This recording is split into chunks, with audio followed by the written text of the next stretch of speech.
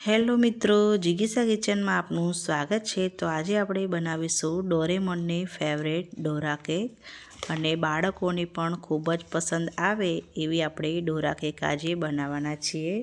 તો મારા બાળકોને તો આ કેક ખૂબ જ પ્રિય છે, એટલે હું તમારી સાથે આજે કેકની રેસીપી શેર કરીશ। તો એને બનાવવા માટે અહીંયા મેં ઓરિયો બિસ્કિટ લીધા છે, 15 જેટલા ઓરિયો બિસ્કિટ લીધા છે। હવે એ બિસ્કિટમાંથી આપણે ક્રીમનો ભાગ કાઢી દેવાનો છે। તો તમે જોઈ શકો છો કે એક પછી એક આપણે બધી ક્રીમ આ બાઉલની અંદર કાઢી દેવાની છે। તો બિસ્કિટમાંથી ક્રીમનો ભાગ કાઢી નાખ્યો છે। હવે આપણે આ બિસ્કિટને એક મિક્સર જારની અંદર લઈ આને ક્રશ કરી દઈશું। તો ક્રશ કરી એનો મેં પાવડર બનાવી દીધો છે। તો હવે આપણે એને બાઉલની અંદર કાઢી દેવાનો છે।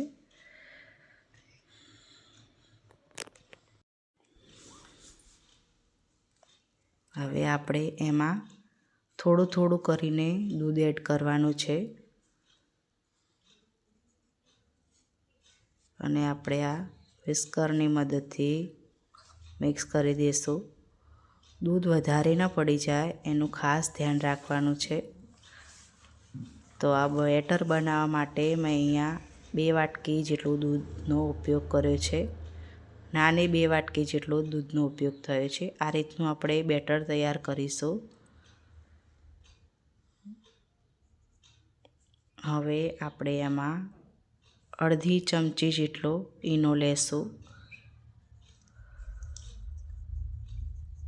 હવે આપણે ઈનોની ઉપર 1 ચમચી જેટલું દૂધ લેશું અને આને સારી રીતના મિક્સ કરી દઈશું।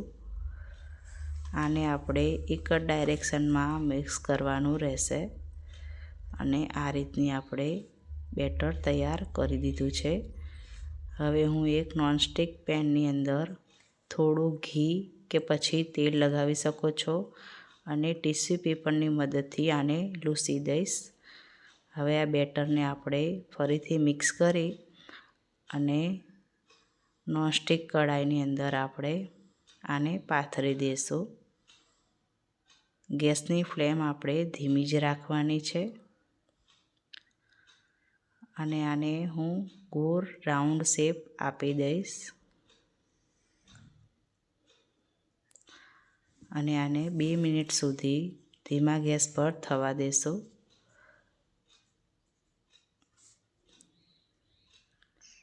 એની પર હું એક કાજુ છીણીને લઉં છું। જો આ કાજુ તમારે ન લેવા હોય તો તમે સ્કીપ કરી શકો છો। તો એક સાઈડ થઈ ગયું છે। હવે આપણે સાઈડને પલટાવી દઈશું। તો પલટાવીને પણ પછી આપણે આને 1-2 મિનિટ માટે કૂક થવા દેવાનું છે। તો આપણે જોઈ જશું બીજી બાજુ પણ કૂક થઈ ગયું છે। તો હવે એને આપણે એક ડીશની અંદર કાઢી દઈશું। એવી જ રીતે ફરીથી આપણે થોડું બેટર લઈ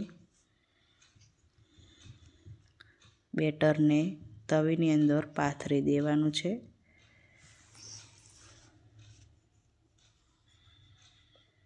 અને કાજુને છીણીને લઈ લેશું।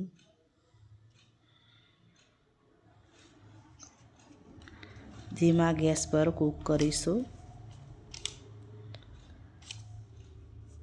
તો એક સાઈડ થઈ ગયું છે એટલે હવે આપણે આને પલટાવી દેવાનું છે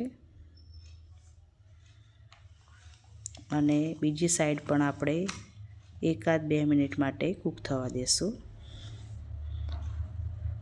તો બીજી બાજુ પણ થઈ ગઈ છે।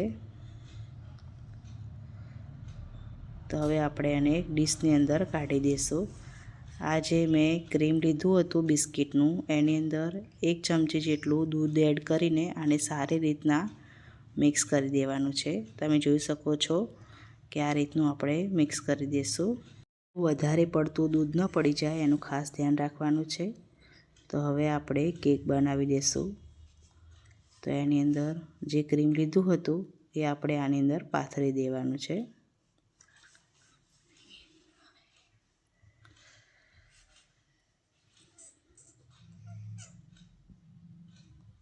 અને એની ઉપર બીજું જે કેક બનાવી હતી એ પણ આપણે આની અંદર મૂકીને તમે જોઈ શકો છો કે આપણી કેક તૈયાર થઈ ગઈ છે. હવે આપણે આને કટિંગ કરીને હું તમને બતાવીશ.